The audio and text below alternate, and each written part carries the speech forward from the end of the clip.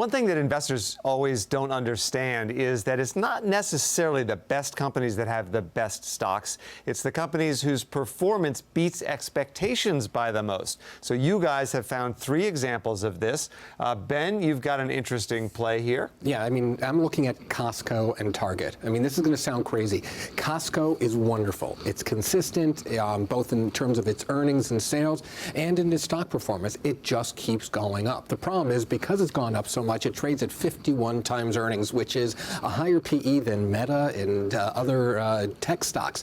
And then you have Target, which blew up after reporting earnings earlier this month. And the problem there is that it's losing market share, really needs to invest in getting people to come back in. But it trades for only 12 times. And so if you have a strong stomach, I think the thing to do is to avoid Costco and maybe take a look at Target. Wow, interesting play. Andrew, what are you looking at? I'm looking at one of the hottest technology stocks this year, and I would avoid it, Palantir.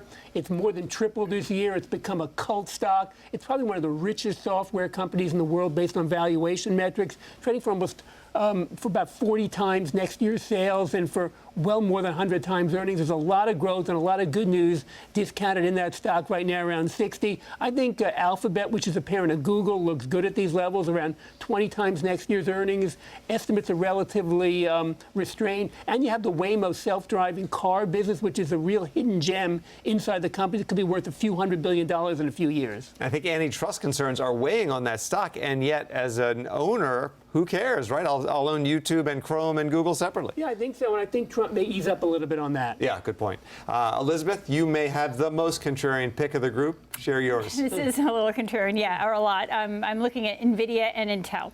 So as we all know, NVIDIA which has been a blockbuster stock in recent years. It's the Mag 1 if we had to pick one, you know, and it's had several consecutive quarters of triple-digit growth. But the big question is, how much can it continue to defy gravity? So I'm looking at Intel, which is relatively cheap based on book value, and it's, you know, could benefit from a homegrown chip push, and so there's also been some takeover speculation. Yeah, I think that's an interesting pick. Those Intel fabs are cropping up in Ohio cornfields.